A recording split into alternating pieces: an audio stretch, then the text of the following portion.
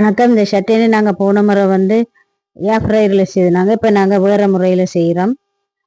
முதல்ல வந்து தண்ணிக்குள்ளே போட்டுட்டு அதை கழுவி எடுத்துட்டு அதை வந்து மேலே ஒரு வெட்டு, பிறகு குறுக்கால ஒரு வெட்டு, கத்தியால் வெட்டி போட்டு பிறகு நல்லா சுடு தண்ணிக்குள்ளே போட போகிறோம். முதல் சொன்ன மாதிரி மேலே இருந்து கீழையும் குறுக்காலையும் வெட்டி போட்டு நல்லா கொதித்த சுடு தண்ணிக்குள்ளே இதை போட்டு 5 நிமிஷம் விட்டு இப்போ எடுப்பேன்.